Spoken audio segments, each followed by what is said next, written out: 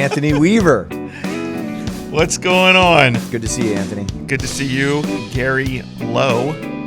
Low Expectations, Season 2, Episode 8. This might be the last one with low expectations. Yes, we have the art, and we just made a decision. We just made a decision, literally. When we say we made a decision, Anthony said, "This is what we're doing." I said, "Okay." Well, yeah, which is perfect. That's because every time I ask you a question, you're like, "I don't really care." Like literally, the last conversation we had is, if someone had a gun pointed at your head, which of the podcast art designs would you go with? Yeah, and I made a decision. You made a decision because a gun was at your But head. I said, literally, if this actually happened, if someone put a gun to my head to make the decision, I would literally look at them and be like, "Are we seriously doing this? Like, it's a podcast art."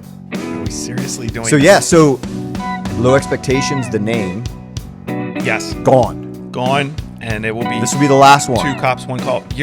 Hold on, don't say this is the last one. It's got to be. I have some things I need to do. You have like 4 weeks to do that, like a month. No, I don't. And you're quick, dude. So you don't we'll mess see. around. Maybe by the next time, but no, actually it won't, because we're doing a release to the patrons only. We're going to do a release episode to the patrons only. Okay. They're going to see everything first. So maybe 2 more. And then I'm out in June. I didn't tell you about this, but June I'm dude, out for the whole month. Like June. Yeah. You got stuff happening with my schedule and the stuff going on. Right. I am not going You literally don't have an hour and a half that you can give to the show. 1.5 hours. We can do it at midnight, dude. Gary, we can record at midnight. Gary, let me just explain to you. Dude. That's awesome. So we're gonna take an hour and a half episode is an hour and a half for you. It's not an hour and a half for me. I know. You do all the work. You do all the work. I don't do all the work. You got all the brains, man. You got all the brains. I don't do all the work. I just do most of the work. And like you said last episode, you're galvanizing and tenacious. So you have ideas, you make promises, and then I have to carry them out. And then when I ask you questions, you're just like, I don't know. I don't care. There's a gun pointed at my head about this, and I'm like, yeah. And then all right, let's get on. So, dude, anyways, happy Easter. We're allowed to say that. Happy Easter. Happy Easter. Dude, he is risen. He is risen indeed. You know what's interesting? This right before this episode, I was listening to Sinclair Ferguson. Okay, he has that podcast. What's it called? I don't know, dude. Dude, this is terrible. Yeah, Things Unseen. That's what it's called. And so he's been talking all week. You know, they're like 7-8 minute little devotional things on this podcast. And he was talking all week about people who interacted with Jesus during his last week. Okay. And so the one that I listened to before this episode, what he was talking about the criminal on the cross beside Jesus, who ended up getting saved right there, like on the cross, confessing and believing and being saved. So I was just, what was interesting about what Sinclair Ferguson was saying is he was saying that this criminal was hearing what the crowd was saying. So all the religious leaders who were like mocking Jesus on the cross, all the people, the Romans saying, "Look, the King of the Jews." Yeah. All these people, and he would have been hearing all this and then seeing Jesus' response on the cross, and it did something in his heart, you know? And I was listening to this, I was like, isn't that wild that even the people that hated Christ, that hated him in that moment, were actually testifying about who he was to the criminal on the cross. And I was just like really, really struck by that even the people that hated him were testifying to his deity and who he was in their statement. So I just thought that was like really cool. Kind of like, I love this time of year, dude. I absolutely love it. Is it your favorite holiday? I think it's my favorite holiday. Yeah. I go back. I mean, Easter and Christmas, like hands down. Christmas is not my favorite holiday. Really? Yeah. Why? Because it's too much. It's too like materialistic. So Easter is like very like a religion. There's like no a very like there's no holiday. Pomp and circumstance. It's just like we celebrate the death of Christ on Friday. Yeah. And we celebrate his resurrection on Sunday. I absolutely love it, dude. I'll be an emotional wreck like this whole weekend. Like even thinking about the Good Friday service and Sunday, like it's going to be right. I love it, dude. It's like, it's literally it. I look forward to it every year. Yeah. And I think about the resurrection and his death all throughout the year, obviously, but like there's like just to slow down and really focus in on that. Yeah. No, I can. I mean, when you think about the creator of the world, right, the creator of all things, who made everything out of nothing, like leaves his throne, comes, lives in my place the way that I should have lived, but I didn't, and then dies the death that I deserve.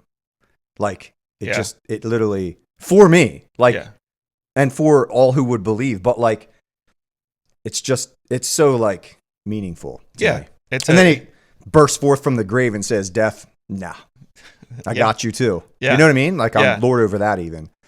Yeah, and for me too. A couple weeks ago, I was just having a day where I was just kind of like, I don't know.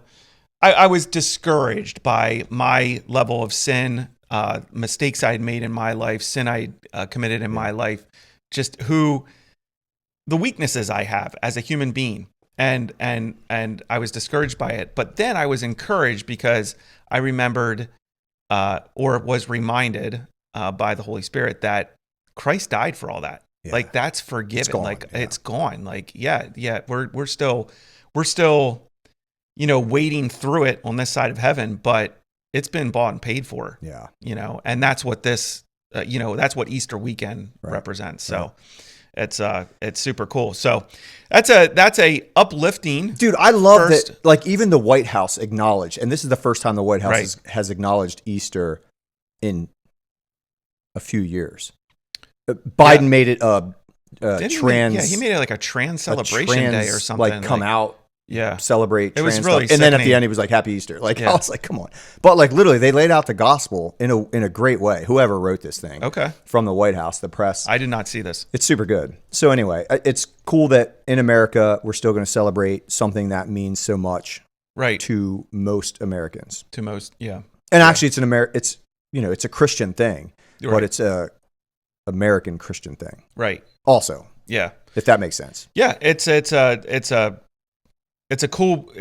Easter weekend is always an excellent weekend of remembering and celebrating what Christ has done, and it's a great way to have started this podcast because from here on out we see why we need a savior. Because that's exactly right. Some of the stuff that we're going to be talking about. How do we segue from that, right?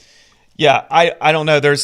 I want to talk. There's several things we want to talk about. I want to give an update on Officer Christopher Schurr case, that stabbing, that 17-year-old who stabbed to death another track athlete at a track meet.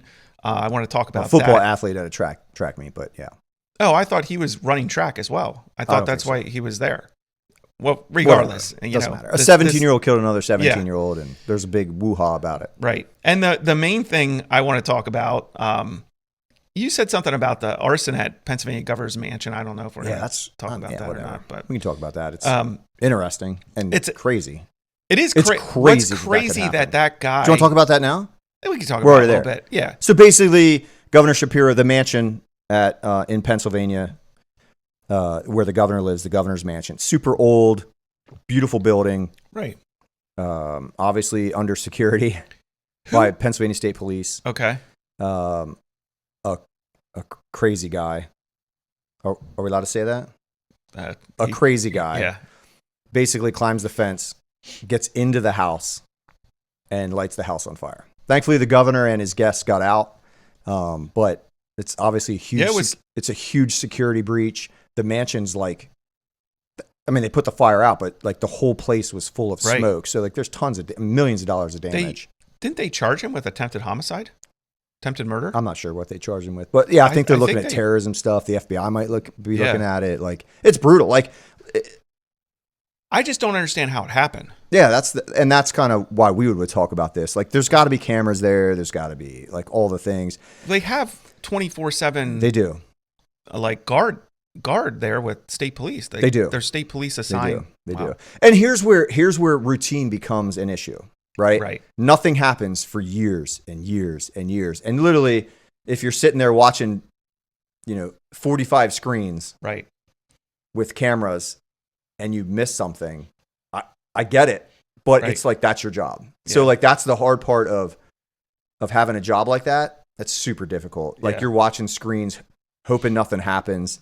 You see something happen or didn't see something happen, and something really bad happens. I know it's crazy. The state police is doing an audit on the security there at the governor's mansion. I mean, I think you're right. It just comes down to a level of complacency. I think that's the word I was looking for. Complacency is one of the most difficult things to combat. 100%. Because so working in Lancaster City, much busier jurisdiction, I didn't really struggle with complacency. Always on. I actually struggled with hypervigilance. Like at the end of my career, I was like pegged. Like I was super hypervigilant. Like you think everybody's out to get you, or every call is going to be the last one, or every what I mean? Like you're just the worst thing is going to happen. That's what you're talking hypervigilance. Right. That's where I was at. You do a car stop at a grandma and you think she's got a machete on her.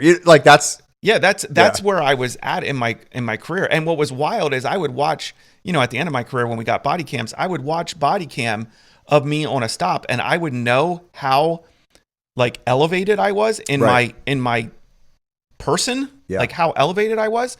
But on body cam, I was like completely chill.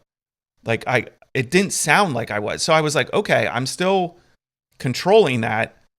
But your mind's racing. But I was like, it's wild. Like, and that's the opposite of complacency. That's the opposite of complacency. Yeah. So where I was going with that is, that's where I was in Lancaster City where I worked. The place I'm at now, it's a smaller community. It's not as busy, and complacency is like the battle because you're not as busy. You're not always as on. So that's the battle. Yeah, you're not always dealing with someone with a gun. You're not always dealing with someone's going to fight you. It's a regular using big giant air quotes, a routine car stop. Right. Where that's where problems happen. But complacency is. So, we're tough. Always, as a shift, talking about stuff like that. Like, how do we have to fight against that. Yeah. We cannot just be complacent in how we deal with people and what we're doing and our tactics.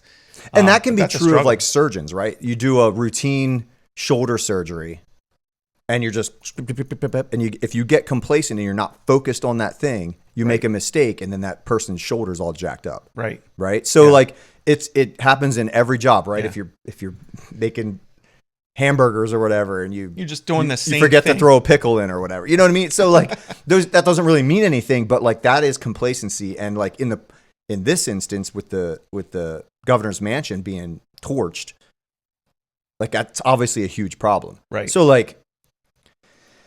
it's rough. And maybe locking doors is probably something that should happen at the governor's mansion, even though you have security, right? Or at least key carded or something. Didn't he break a window to get in? Oh, I don't know. Yeah, I don't know the details. But yeah, I thought he scaled a fence, broke a window to get in. And apparently, from the fence to the home is a long distance, right? It's not like my house. You just walk right in, but it's a mansion. It's a mansion, yeah. It's the governor's mansion, and he's the top governing official of the Commonwealth of Pennsylvania. Right. So he should be secure. He should feel he and his family should be secure in that place, not only because of his person but his office. Yeah. So maybe complacency had something to do with it. Maybe it was just a lapse in camera footage. There could be a lot of different things. A blind spot. I doubt it, but. And my understanding is there was a door inside the residence that was locked that did help protect the family. Keep him from the rest of that house. Is correct. That what you're saying? Yeah. And that makes sense. So, it's and rightly so. Charge him with terrorism. Charge him with everything. Attempted homicide. Yeah. There's people living in that house. He should go to jail for life. Yeah. In my opinion. Yeah, and I think I saw some chatter. I think I saw some chatter about people were upset because of all the charges he's getting, and they were talking about the mental health stuff and everything. And I am really done with that. I get it. People have mental health problems, and you need to deal with those, but it doesn't mean you're not held accountable for your actions. It That's doesn't mean that you just get to do whatever you want to do and victimize people. I'm done with that too. Yeah. I am so done with it. I agree. We have gone that way too far. I talk to too many officers who are so quick to want to try to not bring a charge and just get the person mental health help. And I'm like, no, we still have a job to do. We make the arrest. We can get that help on the backside, on the back end of it, in court, do certain things to get certain resources to them. But we have to do our job. Yeah, but that's not the police officer's job. Correct. That's where we've gone astray. Like the system is broken, right? There's no more mental institutions. Sure. Yeah. Right? Or very few of them. And there should be. There should be to keep the rest of society safe. Right. But that's not the police officer's job. The police officer's job is, if a crime is committed, you go after the perpetrator. Right. And you protect those who are innocent. Yes. And you're right. It's not the police officer's job. And I have talked and been involved in cases where I've heard officers think it is their job. They're like, well, that person has mental health problems. I don't care. They just did this crime and they're terrorizing these people, or they're doing these things. They're acting in a way that breaks the law. Like I don't care if they have a mental health problem. Like that's not our job. Our job is to protect the public. Yeah. And so, yeah, you make a good point there. We can care on the human side, but we can't care on the job. Yeah. When I say I don't care, you care. I care because as recently as last week, I reached out to a social worker and shared information on a gal I was dealing with, who's facing charges. She's facing charges, but I also did stuff on the back end to try to shouldn't be this is the extra duty that a police officer is asked to take on. Right. Where in reality it should be a different group of people who are trying to help that. And there are them out there, but you're asking the police officers to move away from law enforcement to do mental health work. Right. And that's a problem, because then you're taking him or her off the street. Right. It's a mess. Yeah. Well, and it goes, and I think the mental health aspect played a role in this next story out of Portland, the Portland Police Department. Yeah. This is literally one of the most wild, insane things I've ever seen a police department do. I mean, I've seen some crazy stuff, and in 2020, we were constantly, the whole nation was being told to stand down, all these agencies, but de-escalate. That's the thing. This is one of the craziest things. This is insane. If I was a citizen of Portland, and thankfully they're mad. Yeah, they are upset. All right, we got to describe this thing. Yeah, so I want to, if you haven't seen this. Right. So first of all, I'll pull up the article. I literally cannot. When you sent me this, I was like, this is incredible. Right. It's embarrassing for Portland PD. Oh yeah, it's the leadership there should be embarrassed. Right. So this is what happened on Monday, April 14th, around 6 p.m. Officers from Portland PD, they're driving through a neighborhood. They see a subject. This is from Portland's police department's page, press release, where they're letting the public know what happened. They said subject known to them to have a warrant. This warrant was for identity theft, and also I think a resisting arrest warrant, if I remember right. So that's what the warrant's for. So this guy has victimized other people. Yeah. Okay. He's victimized other people. So the officer stopped their patrol car, got out of the car, made contact with suspect. Suspect immediately used pepper spray on the officers, then lunged at him with a knife. Shelter in place is issued. As they chase this guy around, a shelter in place is issued. They corner him by a restaurant. This guy takes a picnic table, gets down behind a picnic table. Right at the door. Right the at the entrance door. To the. And when you see, they have video of him running. He runs to an area where people are eating outside. All of them leave, jump up and run away from this guy. He has a Rambo style knife. It looks like he's shirtless. He's shirtless. He's screaming and yelling. So they try to, and they tried to use a taser on him, and they also tried to use less lethal on him, and it didn't work. So then they bring in negotiators, and they're trying to talk to him, and for a couple hours, they try to de-escalate him and talk him out. Newsflash, anyone who's done this job for any amount of time knows you're not going to talk a guy like this. Like, I don't care if you talk to him for 24 hours. He is not going to do what you want him to do. He's just proved that to you by pepper spraying you. Actually, I think it was bear spray. Okay. And coming at you with a knife. Okay. So after talking to him, they decide he's only mad at us, the police. We don't believe he's a danger to the public. And they leave. Yeah. They leave. So when you say they leave, but they put out that they made officers get into plain clothes and kind of surveil the area. Correct. So they which is wild to me. If you're saying that he's not a danger to the public, he's only has his aggression is only towards the police, he's not a danger to the public, then why are you putting plainclothes guys out to monitor him and make sure that he doesn't do anything wrong? Right. Because he is a danger to society. That's why you do that. So yeah. So they do this. Then they issue another release, and they say, although the suspect was armed with 2 large knives and a large can of pepper spray, again, I think it was bear spray, the incident commander determined that the threat to the public had dissipated and the suspect's aggression was only towards officers on scene. After officers backed away, community members checked on the suspect and have given him food and money. This is some of the most wild stuff I've ever heard. One officer was affected by pepper spray, and no other officers were injured. As the suspect is known to officers, a plan will be developed to take him into custody at a later date. The shelter in place has been lifted in the area. So a plan was developed to take him into place later. They do take him into place later, and I'll talk about that. Okay. I didn't know. I followed up with this case right before we got on, and they did take him into place here. But it's wild to me that, hey, we have a guy who tried to attack police. He assaulted police. Right. He ran from police. He ran from police. But hey, as far as we know, he's good to go with the public. We're just gonna draw back and just. So the business owner loses whatever. Yeah. Lots of money.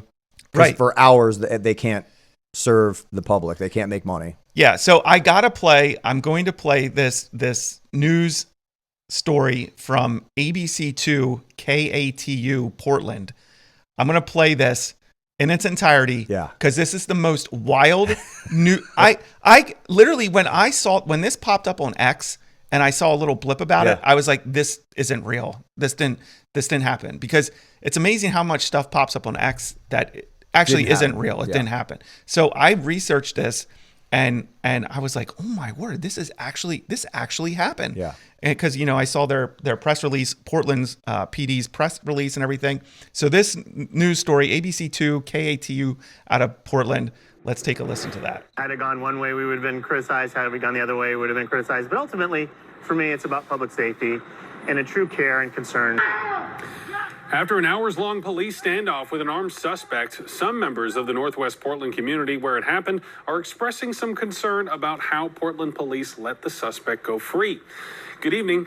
Thank you for joining us for KATU News at 11 tonight, everyone. I'm Barry Mangold. Portland police addressing community concerns today after it happened last night, saying that the suspect was not a threat to the public. KATU's Tanvi Verma joins us from Northwest 21st Avenue in the Nob Hill neighborhood where all of this happened. So, Tanvi, tell us more about how police explained their approach to this.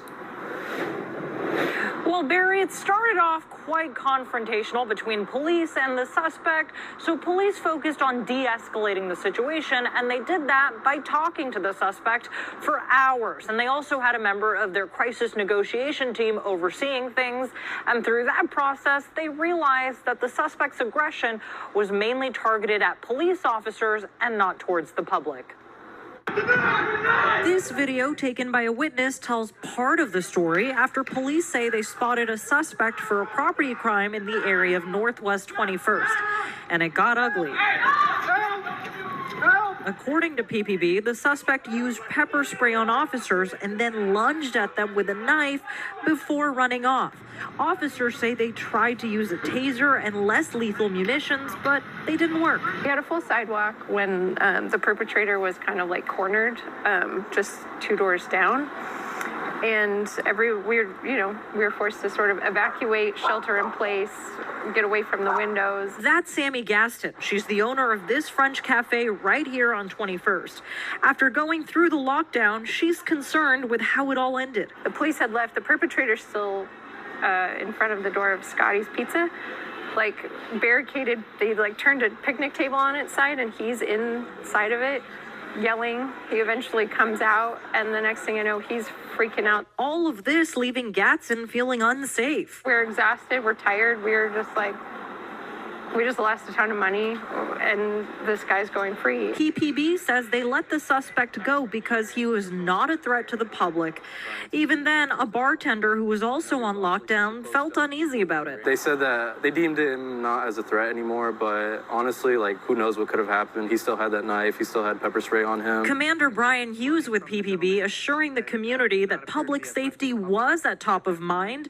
He says de-escalation was a good thing in this situation. Clearly, when I saw the video of the man running, he appeared to be, to me, it appeared to be in crisis, not making the best of decisions. Officers quickly were able to contain him to that area, move all the people out of that area. Commander Hughes clarified that they didn't just get up and leave the scene like it may have appeared. One of the things I really want to clear up is that we did not just completely leave the area. The incident commander at the time made a decision to put officers in plain clothes and in unmarked cars to be in the neighborhood to watch and ensure that the subject was not going to be a threat to the community. And Portland police also say that they are developing a plan to eventually arrest the suspect. Reporting live in Northwest Portland, Tanvi Verma, KATU News. All right, Tanvi, thank you. Oh my word. That is unreal, dude. There's so much there. There's gold, so much dude. to unpack. I literally, when I watched this video, I typed out a bunch of like notes and comments made. You know, when this commander, Brian Hughes, what a joke he is. Yeah. I mean, he started out the interview saying, you know, had it gone one way, we'd been criticized. Had it gone the other way, we'd been criticized. Since when do we as a profession, a law enforcement profession, do our jobs based on what people think? Yeah, public perception. And honestly, the answer to that is we've kind of started doing that a lot. Oh, 100%. But that's not how it should be. And a police leader, well, I don't know if he's a leader. He's probably the PIO or something like that. The whatever. public He's information still a commander. officer. It should not be. Well, yeah, that's true. Yeah, Commander Brian Hughes. That is not how the police should operate at all. And unfortunately, that is more and more how we're operating. We're being swayed by the public, by the culture. That's right. Instead of just doing our God-given jobs of arresting bad people. But I mean, he's like ultimately for me, it's about public safety and a true care and concern. And then they flash to this absolute crazy madman running around with knives and pepper spray. And I just thought it was hilarious that he said, for me, it's about public safety. And then they show the video of the guy, this criminal literally like out of his mind. Yeah. The public was not safe. Chasing people away from their meals they're trying to eat and everything. And then to make the determination that he's not a threat to the public. How in anything normal can you, as a police officer, engage with someone like that who shows that level of violence towards the police and be like, he should be fine around the public? Yeah. And his statement is, to me, it was this. That's not your job. Right. It's not about you. It's the organization, Right. law enforcement. Well, So it's not a personal, like, he personalized it. To me, it was this. Yeah, he did personalize it. I think that's a good point. So are you speaking for yourself? Or are you speaking for the agency? Right. What is going on here? Is there any type of internal investigation on this? Is PPD like doing an internal investigation on the commander who made this decision? I mean, it's a terrible decision. It is. How can you? There is no way when you watch that video and you see the little clips of how this suspect was acting, that you can say he's not a danger to the public. There's no way you can decide that. If anything, he is a danger. He is a danger to the public, and his actions are proving that, because he's willing to assault police officers. That means if he's willing to assault a police officer, he doesn't care who he assaults. That's right. So to make that decision and pull back and say, no, we're not going to do this. Again, the whole de-escalation thing, talk to him for hours, because talking to a criminal lunatic is really going to solve this problem. Yeah. Like, you're just going to talk him into cuffs. He's shown you he is not going peacefully. He's not. He is not going to go peacefully. And that he's willing to commit, felony assault against cops. He basically held hostages. Anybody who was told to hold in place, he's holding hostages by his actions. Right. It's a hostage situation. Well, literally, you're literally what you're doing is you are praising the criminal and bringing wrath down on right. the good people, because you're saying it's more important that we make sure that this criminal gets what he wants. But you have to vacate what you're doing. You have to shelter in place in your business. You have to lose money at your business. If you're in the middle of eating, you have to flee, and you're not allowed to come back because we're going to shut this area down. And I get it. You got to shut that area down for a little bit till you get him in custody. But that's the whole point. You get him in custody so that those people can come back and finish a peaceful environment. And finish what they were doing. You take them into custody so that the business owners can be open for business and right. can make money. Basically what this commander did in this situation was he spit on the good people that were in that area. Agreed. He said, this criminal is more important than you. Yeah. And that is, you have to watch a video, and you kind of have to laugh just so you don't lose your mind. Yeah. But that's what happened. The police department said this criminal is more important than the public. Yeah. Yeah. Which is wild. Yeah. Once he barricades himself, like, if you get that far in it, which shouldn't have happened anyway, but like it does, he barricades himself. That's a pretty easy situation. You could hose it down with pepper spray. You could see what happens there. You can walk up with less lethal and lethal and try to go hands on. Right. And if he pulls a knife out, guess what? You made your decision, bud. Right. I'm sorry. You made your decision. Sorry. So and the other thing that I found interesting too is, she said in the news story that it was a property crime. It was identity theft. Yeah. So he stole someone's identity, or it right. was using something that belonged to someone else. So this is not a victimless crime. So again, right. How can you say he's not going to victimize other people? He only hates the police. No, he hates the public. He's a criminal. He's going to do what he can do to take advantage of people. And let me tell you this, if you hate the police, you hate society. 100%. Great point. You hate citizens. Right. Because the police are there to protect the citizens. Right. So if you hate the cops and you're just mad at the police, you're hating society. Right. The society in which we live in. But what's interesting about that statement, which is so true, is the police joined him in that hate. Correct. The Portland Police Department joined him in hating society. And you can't blame the officers on the scene, because they're probably being told what to do and what not to do, which is brutal. I don't understand how you could work in a place like that as a police officer. I don't know how you could go. I know how affected I was in 2020 by some of the things we were being asked to do. I don't understand. I don't. How do you do that? What about those officers who were assaulted? Yeah. How do they feel? Right. Wait a second, you guys just let him go? Yeah. I wonder if they're even going to charge him for that.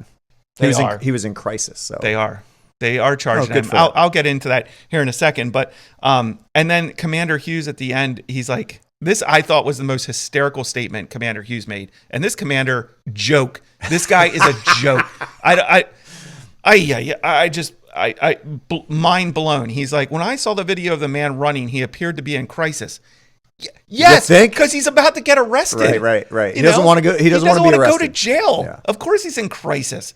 And not making the best decisions. he was contained.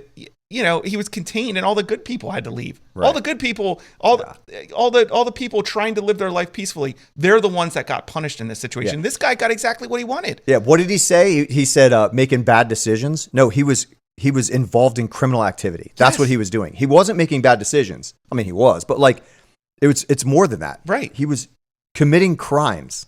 Right. And your department, your job is to arrest him. I felt we don't walk away from arresting somebody. You should not. You should not. No. And in fact, in fact, I bet they violated their own policy. I'm sure they have a duty to intervene policy where they're required as police officers to do certain things and carry out their duties. Yeah. Like that's part of any standard operating procedure at any police department. Yeah. So that commander and every officer there, like, broke that policy, broke that standard operating procedure when they said, we're just going to check out here. We think it's best for the criminal. Let him just calm down. Leave and go in surveillance mode. And let me tell you this. If he does start stabbing people and you're in a surveillance mode, you are not stopping that. You're going to end it maybe. Right. But people are going to get stabbed. But people are going to get stabbed, which is the importance of arresting someone in a crisis. Yeah. Which is a miracle that didn't happen. I mean, I agree. There's no way you can determine how he's going to do. And can you? I guess maybe you can after hours and just letting him throw a fit. Right, but at that point okay, so you've cleared out the public and you've created a shelter in place because he's dangerous. Yeah. So how do you go from that to just being like, he's not dangerous anymore? Yeah. I mean, it's huge liability. I mean, I just and then you send or you allow community members, whatever that means, to go in and talk to this guy.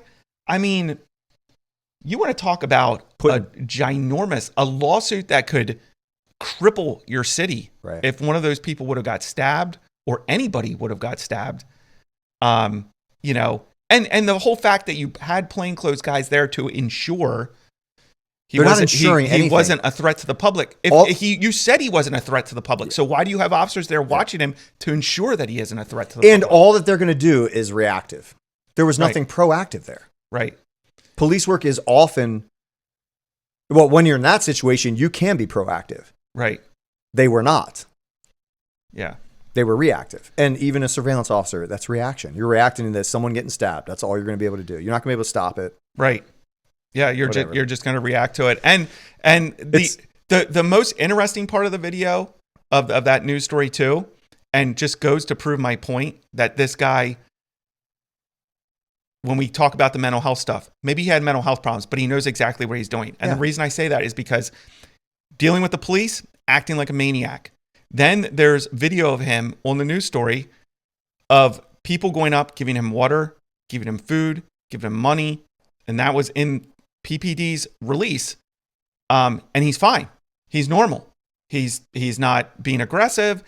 So he literally what you did as a police department is made it even harder to arrest this guy the next time. That's right. You've set a standard in your city, and you've shown the people what you will and won't do, and you lost the trust of that entire area of business owners. You've lost their trust. Yeah. So in reality, if you're going to commit crimes in Portland, run from the police, assault the police, barricade yourself among citizens, and then be kind to them.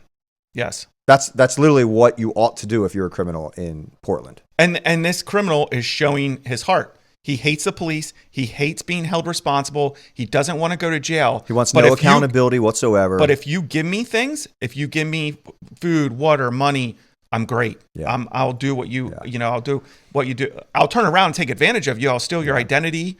I might do some other stuff to you on the back end, but I'm suffering from mental health, so just leave me alone. It's selfish. It's right. So anyways, they developed a plan to take him into custody. All right. They developed a plan. PPD released a new press release on April 16th. So this would have been a couple days later. They go to arrest him, and they call in the CERT team to arrest him because this is a guy they said was not a danger to the public, but they called in the CERT team to arrest him because he's so dangerous. Okay. They moved in, utilized an armored vehicle. I love the way PPD writes these articles too. It's hysterical because they're trying to cover themselves because they look ridiculous. It's insane. They surrounded his tent, which ensured the suspect could not run away from officers again. Officers announced themselves and tried to convince the man to surrender, utilizing crisis negotiation tactics to communicate with him. Numerous attempts were not successful, so some tools were used in careful, coordinated fashion over time. Those tools included a flash sound diversion device, flashbang, a canine unit, police robots, OC gas, CS gas, and the tools were successful in prompting the suspect to surrender. Okay. Schurr was able to safely take the suspect into custody at 4:25 p.m. after going to his tent at 1:51 p.m. So how many hours is that? 5. 4 hours. 4 hours. 4 hours. 3 hours. So it cost the city $40,000 or more to arrest. Right. So not only he was transported to the hospital for evaluation under police guard. He was in addition to the original warrant that he had, he was charged with attempted assault on a public safety officer, unlawful use of a weapon, unlawful use of mace in the 1st degree, escape in the 3rd degree, menacing, and disorderly conduct in the 2nd degree. Question: if he is not a danger to the public and the public was not affected by this, how are you charging him with disorderly conduct? You need a victim for that, and you, the police, can't be a victim for that. This makes me nuts, man. Knowing he had a warrant for felony identity theft and another misdemeanor warrant for resisting arrest is why he originally was acting like this when the police first interacted with him back on the 14th. This clarified what happened a little more. This release said, as officers approached and told him he was under arrest, the suspect sprayed bear mace at the officers and tried to ride away on a bicycle. Officers were able to push him off the bike, but he displayed a knife and lunged at the officers. Officers deployed a taser twice to no avail. Why? Because he's dangerous. No, what I'm saying is he had a knife and lunged at him with the knife. Oh, I see what you're saying. Yeah, why are you tasing? Yeah. We talked about this last time. Yeah. Well, because obviously we're more concerned with de-escalation than doing our job. So that is unbelievable case. Shame on Commander Brian Hughes and the rest of the command at PPD. I guess I shouldn't say shame on all of them. I'm sure there's some good guys in command at PPD, but maybe they need to grow a pair and stand up to all the silliness, because that is that's nuts. Yeah, that's insane. I agree. So, yeah. So the other thing I want to talk about, update on Christopher Schurr case. That case is coming up for trial very soon. I think they're picking a jury here on April 21st, and the trial is supposed to start I think a week later. Yeah. So a lot of things in the news and the press about, and we broke down this video in past episodes. Yeah, we did. We have talked about Officer Schurr's case in past episodes. He's the Grand Rapids, Michigan officer that back in April 2022. This has been going on for 3 years. This guy's been waiting for his trial for, well, they've been fighting. They've been fighting that he wouldn't have a trial, but he traffic stop, completely resistant suspect. Probably drunk. Yeah, very drunk. Wrong plates on the car, resistant from the go, like from the moment of the stop. Passive and active, and then assault of resistance. Gets Officer Schurr's taser. Officer Schurr's fighting with him for it's like 2 or 3 minutes, and he gets Officer Schurr's taser, and Officer Schurr ends up shooting and killing the suspect.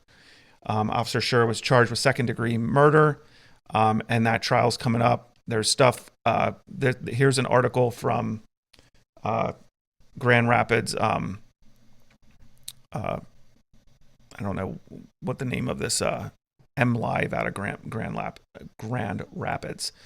This article: police experts clash over Patrick Lyo's killing as ex-officer's trial nears. That's the name of the suspect. It says former Grand Rapids police officer Christopher Schurr's use of deadly force against the suspect was unreasonable and excessive, prosecution experts said. He also failed to warn the suspect he would use deadly force 3 years ago, contrary to generally accepted police practices. These same experts claim. Yeah. They said, in this case, Officer Schurr was in a position of tactical advantage. He was behind and on top of the suspect when he grabbed his sidearm. The experts Nicholas Bloomfield and Seth Stoughton wrote in their report about the traffic stop. I don't know anything about these so-called experts. Nicholas Bloomfield looks like was a cop and, should know better than writing crazy stuff like this. Seth Stoughton looks like he used to be a cop, but Seth was also an expert against Derek Chauvin in Derek Chauvin's case. So it looks like he was maybe a police officer for 5 years somewhere, and now he makes his money in academia and being an expert against officers. There's good money in defense. Yeah. They said that Officer Schurr told the suspect to drop the taser, but he made no efforts to warn the suspect of the consequences of not doing so. Again, I mean, no, it's not required. It's not required. He doesn't have to do that. Prosecution experts said a reasonable officer would have known that both taser cartridges had been discharged. And we talked about this when we looked at this case. I said it did look like maybe both taser cartridges had been deployed on the taser, because I saw some pictures from the crime scene, but it doesn't. I mean, it comes down to, first of all, did Officer Schurr even know that? And does it matter? It's still a blunt object right. that could incapacitate a police officer, and you can still use it. Yeah, and you can still tase somebody with it. You can still tase someone with it. What's it called? Dry stunning? Yeah, drive stun. Stunning. Yeah, and the other thing is, like, all those leads from those probes are all wrapped up in them. So if that trigger gets pulled and Officer Schurr's wrapped up in those leads, he's gonna take a ride. So it's silly. These experts, and even I'm not sure if this is his attorney or whatever, but he stated that Schurr told state police investigators, "I believed that the suspect was attempting to point the taser at me, and I was trying to gain possession of the taser so I could attempt to use the second cartridge." So at some point in this struggle, he thought there was still one more cartridge in there, and that's what he told the state police. So this case is going to be super interesting to keep an eye on. We'll keep an eye on it and update people. It's very similar to the other one we're following, too. It is very similar to the other one. So it makes me nervous because it just seems like this is such a clear-cut, justified use of force by a reasonable officer. I mean, the other thing is, he was fighting with this guy for 2 to 3 minutes. It's a long time. I think, before he used deadly force. And when you're elevated due to the stress and then, physical exertion on top of that, I just don't understand how they are going after this officer. But yeah, Officer Schurr's case coming up, so we'll keep an eye on that and keep you updated on that. And it's a travesty that he's even going through this. Yeah.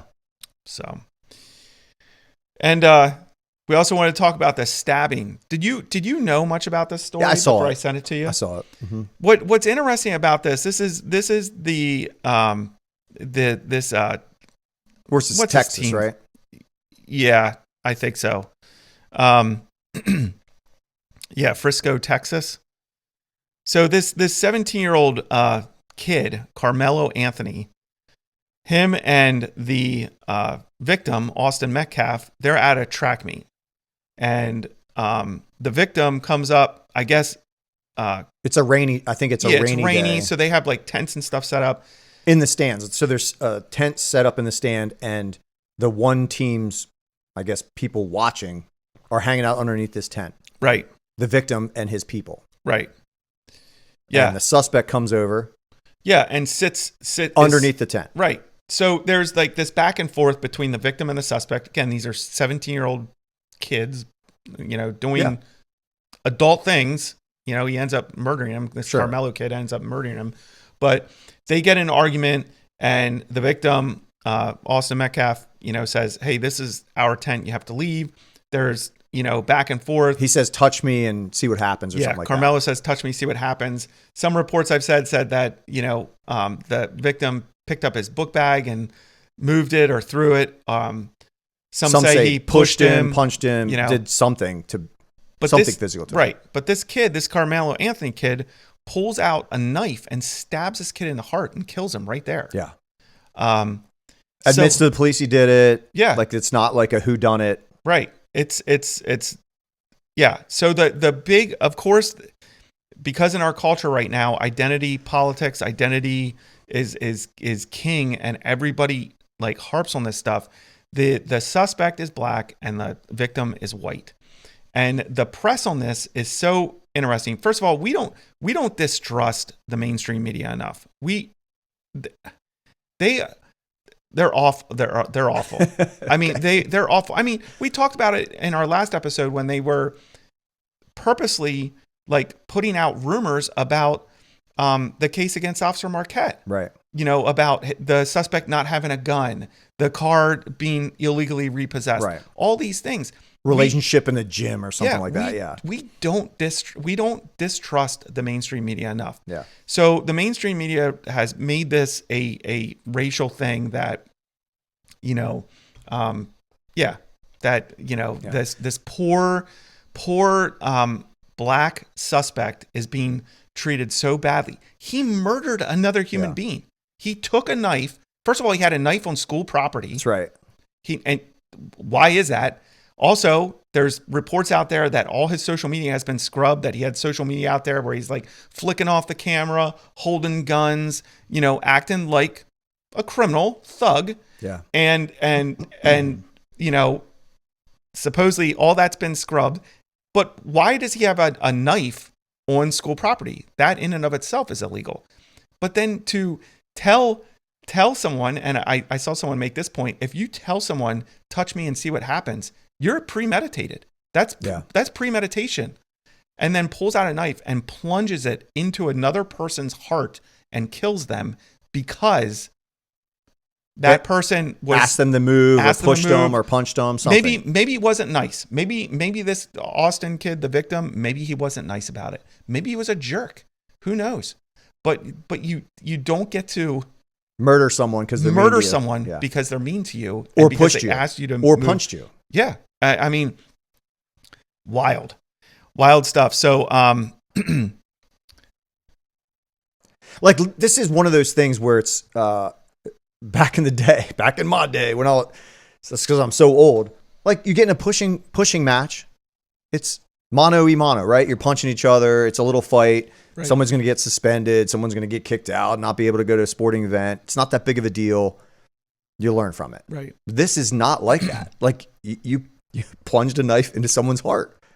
It's crazy. You murdered another human being. And he got like $1 million bail, and then that was lowered like almost right away. Yeah. And there was like a celebration about the fact that he was released and all of this stuff. And like there's a GoFundMe page and yeah, they dropped his bond down to $250. He's out. Yeah. He murdered a human being. He's out. He's walking around. Unfortunately, which is becoming more and more common in our country, letting these guys who murdered people out on bail. But yeah, he's out. And yeah, the GoFundMe has raised nearly $500,000 for him and his family. They allegedly moved into some gated community mansion, have security, So listen, I don't fault them for trying to raise money. I don't fault them for that. I do 100% fault them for. I mean, here's the deal. He deserves to have a just trial, right? He deserves to have a trial. He deserves to have, this looked at by the courts. He's going to be found guilty, but he still has that right. So like if people want to give, I think it's silly to give money to something like this, but like if people want to do that, that's what makes America great. You can do that. Right. But I'm not saying it's right. I'm just saying like we have the ability to do that. So like if someone wants to support that family, that's difficult that their son killed somebody. That's brutal. The family should have never put up a Give, Send, Go account. Okay. I mean, why not to help out with the defense? It's going to be super expensive. So why not? You can still support your son going through the trial and all of that stuff. But now it appears that you're using that money to move into a gated community. I don't know anything about that stuff, but sure.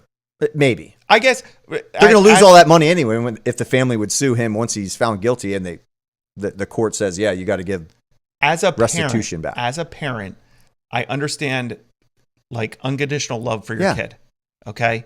I would never in a million years, if my kid murdered another kid, put up a Give, Send, Go account. I get it. And raise money for him. I'm not saying I would either. I'm just saying like, it's the society we live in. Like they're going to do that. It's an option. People like to give money for certain things. People have lots of ideas. I'm not saying it's right, Anthony. I'm not saying I would do it. I'm just saying I don't think it's wrong. It's 100% wrong. I don't know, dude. Why? Because what's wrong with it? Asking people for help in defense of your son. It's the same thing that makes this crazy guy in Portland wrong for getting things from people when he should be in jail, should not be getting things from people. It's two different things. It's like it's going to trial. I think it's silly. I'm in agreement with that. I think it's terrible. I think it's terrible. Like, is there a GoFundMe account? Is there a Give, Send, Go account for the family of the deceased? I don't know. Is anyone giving money to that? I don't know. I think every cent that gets given to this family should go to the victim. I agree. Like I agree too. You're using the murder of a human being to make money. Yeah. I think that in and of itself, like I get it. We're in America. You can do that. But I don't understand the people that are giving money to this family this family is making money off of the murder of a human being, like right in front of our noses. Right. When this family, I get it. You love your son and you want to take care of him and you want to try to lower his bail. You want to try to get him home, but what you're saying and what this family's been saying and what they're, they have a person speaking on their behalf who just came out and is blaming the school district and the weather. Yeah. This family is standing in front of the cameras and this guy, I don't know who he is, speaking for him, blamed the school district for this happening, said, if you guys would have done your due diligence and canceled this event because of the weather, right. Yes, this wouldn't have happened. Yeah. So basically victimizing the suspect, the murderer. Right. You're making him the victim. Yes. That's what it does seem to. Well, and that's what this whole Give, Send, Go account is too. It's making the murder suspect the victim in this. And he's not the victim. He killed a human being. He's not the victim, right. He killed 100% he's not the victim. And that's the other thing this guy said on behalf of the family was he said he was upset with the school district because the school district suspended Carmelo, the suspect, suspended him for the rest of the year. They're like, this is his senior year. Blah, blah. I'm like, he murdered a human being. Yeah. That's crazy. Like, you want him to go back into school? Like, I mean, it should be house arrest. He should not be he should not be free. He should not be able to leave his house. Well, there are strict, controls on him being released on this bail. He shouldn't even be out. He shouldn't be out. You murder someone, no bail into your trial. Till the trial, yeah. 100%. So I thought, do you know who Samuel Say is? Yeah. Okay. Samuel Say is my dude. Like, this guy in 2020, he was one of the main guys. I was reading his blog. He helped me keep my sanity. Because I don't know if you remember this in 2020 in the midst of, riots, protests, in the midst of COVID. Like, there were times, and maybe you didn't feel like this, I felt like I was like losing my mind in the fact that I'm like, am I wrong? Like, do I need to get on this bandwagon? Like, I feel like am I crazy? Am I the mentally crazy ill? one? Yeah, am I the one? Because we had, close friends and other people that we respected, that we didn't know and that we did know, like saying and writing things, where I was like, what is like, it was like a mind warp thing for me. Yeah. Like I was like, maybe, am I wrong? Am I just not viewing this correctly? Because I was so adamant about certain things, but all these people around me were telling me, including friends and family, were telling me that I was the problem. Right. And that, my views were the problem. But Samuel Say was very pointed, and wrote some very pointed blog articles during that time that really helped me. Like he has a blog. It's called Slow to Write. It's just a play on like just being slow to speak, slow to anger, that sort of thing. So he writes these very thoughtful articles. So he wrote an article about this Carmelo Anthony and Austin Metcalf thing. And because he saw what was going on. And so I just want to read some of what he wrote here. You love when I read on the podcast. Yeah, I don't mind.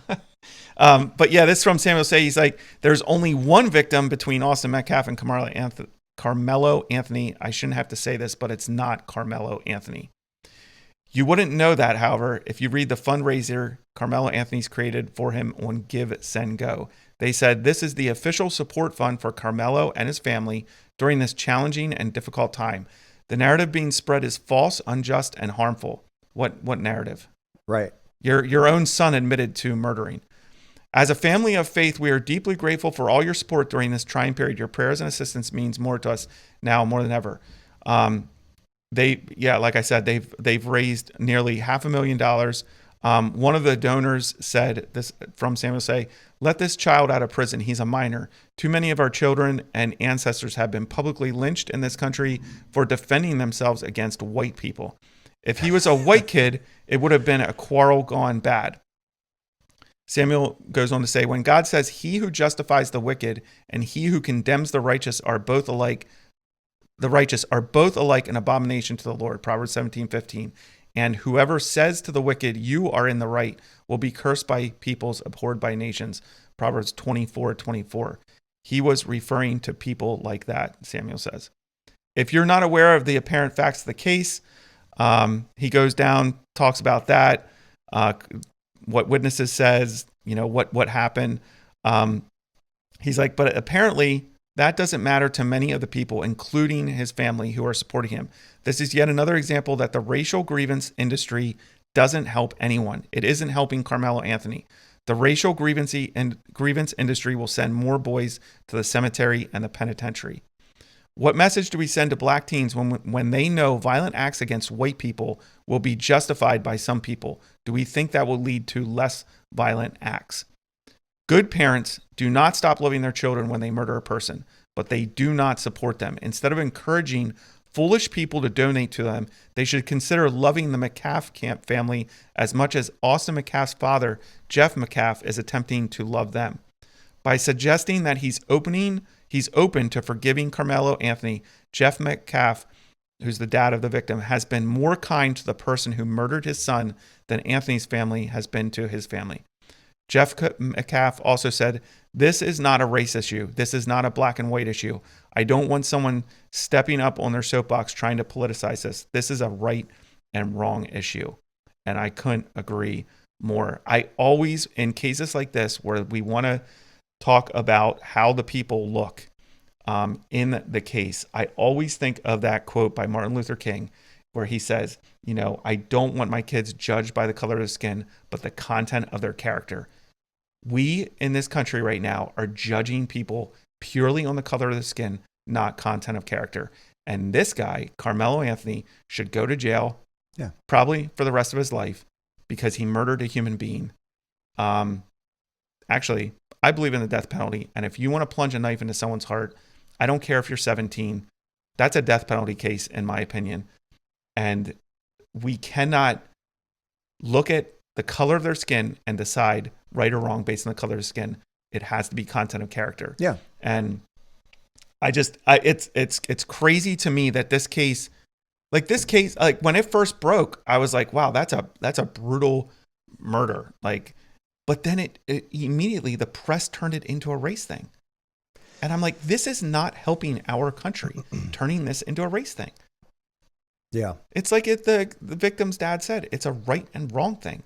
Yeah. You know, what's the right thing? What's the wrong thing? Right. It's pretty simple. Right. And I'm not saying like the victim, maybe he was a jerk. Maybe he wasn't a nice kid. Maybe he treated people poorly. Maybe he treated this guy poorly too. Yeah. Maybe he treated him poorly, but that doesn't give you the right to kill him. That's right. The escalation of, why didn't you de-escalate, Carmelo? You should have de-escalated. You want everyone else is supposed to de-escalate. Why can't these people who are committing crime? Why aren't we forcing them to de-escalate? Yeah. There's like no accountability. I mean, he's going to be held accountable. It's just a matter of time. And that's another, I mean, it takes forever for the justice system to play out. And I think that's a problem. Yeah. Like this is going to play out for years and it shouldn't. Like he admitted, let's go right to trial, bring witnesses in, bring his statement in, show the autopsy of the victim who got stabbed in the heart, and this is over. Yeah. You know what I mean? And then you hold him accountable, you move on to the next case. And if we hold people accountable, there is like a factor and it deters people from acts of violence. Yeah. It's a learning experience for those watching. If you have a kid out there who's like mad at the world or whatever, and he carries a knife with him on school grounds and someone pushes him, he's going to think about what happened to that person that he just knew, that he just heard about this thing happen. So he might leave his knife at home and maybe just go fisticuffs. You know what I mean? Like, I think that is one of the most concerning things about this case is why did this kid have a knife at school? Like, what is the point of bringing a knife to school? Like, it's illegal. Yeah. Like, I mean, it could be defensive, could be offensive. Right. Or. Yeah. And who knows? Maybe these two had, I think they're from rival schools. Yeah, they were from rival schools. Yeah. So I doubt they even knew each other, but. It's a brutal story, dude. I mean, the guy was a football player. The victim was a football player, probably going to go to college and play football. Like, and it looks he's got like a brother. He's got mom and dad. He's got friends and family. And it looks like this Carmelo kid was I don't know if he was a football player, but into sports. And there's so much pride in the human heart that like causes us to, if we don't check it, it causes us to act out like this. And it shows who we actually are deep down. You know what I mean? Like you have to fight the pride in you. I get it, dude. You're 17. You're full of piss and vinegar. Am I allowed to say that? Yeah. Your testosterone levels are high, but you have to learn to control that. And if you're not, I'm not saying his parents didn't do this, but obviously someone in his life has not trained him to control your anger, to control the pride in your heart, to humble yourself just a little bit. Yeah. To think about that there might be consequences for things. And like, if we don't do that at home or in school, we don't hold each other accountable as like men or as women or as fathers to sons and moms to daughters. If we don't hold each other accountable, this is what happens. Yeah. Like the evil in your heart comes out if it's not like put in check. Right. Right. And if there's no system in place to crush evil and praise good, if that system's broken or it's not working correctly, you're going to have this stuff happen. Well, that's why we have school shootings. It's why we have crazy guys not wanting to get arrested by the police because no one's held accountable and most people aren't like, we're not training up the next generation to like understand you're a prideful person. Right. And someone's going to offend you someday and you can't stab them.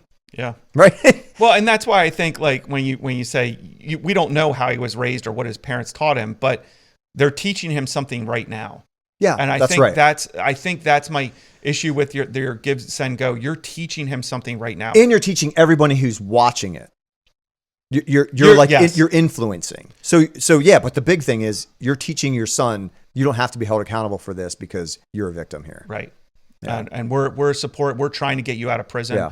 Yeah. We're making money. We're moving to a nicer home.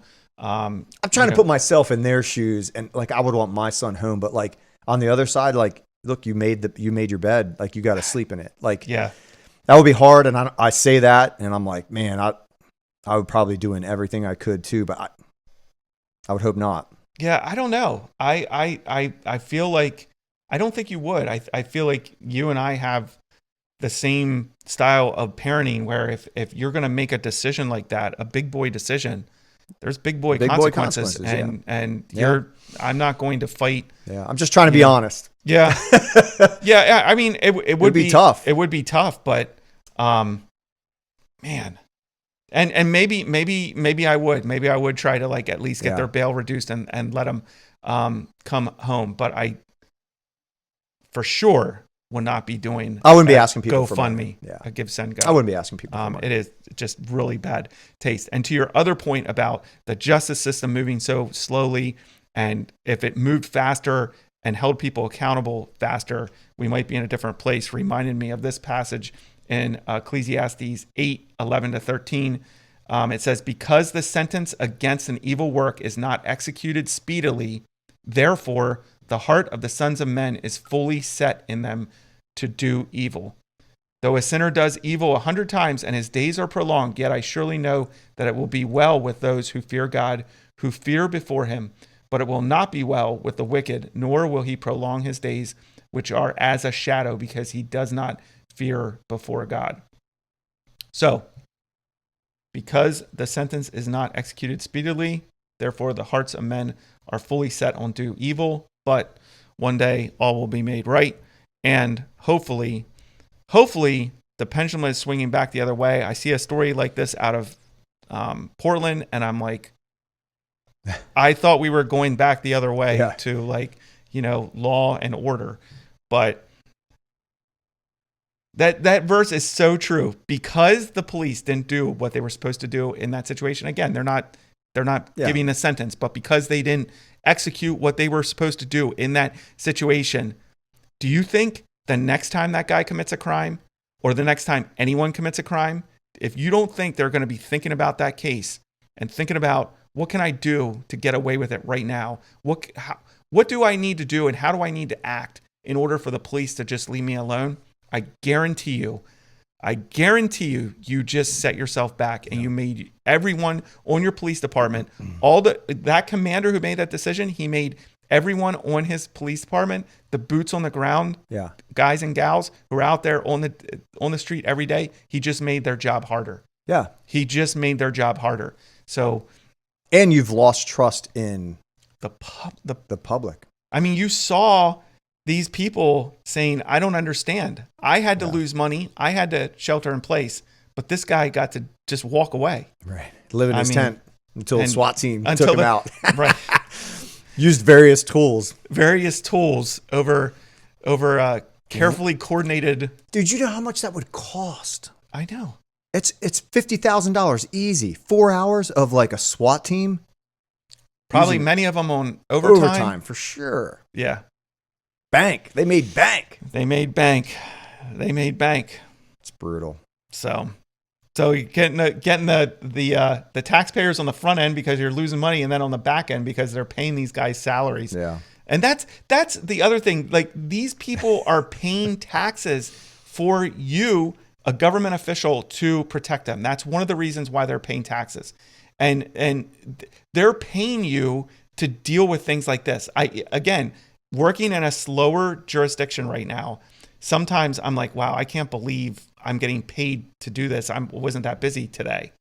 But then I remind my guys and remind myself, but I'm also being paid for what I may have to do. Yeah. I'm not just being paid, okay, I had a day where I only had to handle one call or whatever. And what you're willing to do. Yeah. And what I'm being paid for exactly what I'm willing to do and what I may be called to do. Yeah. All right. So those officers in that incident were being paid to deal with something that no one else wanted to deal with. The business owners couldn't deal with it. The people eating their lunch on the sidewalk couldn't deal with it. You, the police officer, were being paid to deal with that, and you didn't deal with it. Yeah. Instead, you just walked away from it. Yeah, and what happens? The business owner comes out with a 2x4 and starts hitting this guy, get off my property, and starts hitting him because the police don't do anything. That person's going to get themselves all jammed up. You know what I mean? Yeah. That's what it's going to take, though. It's going to take people voting these morons out of public office, right? Replacing them with solid people who want to do what's right.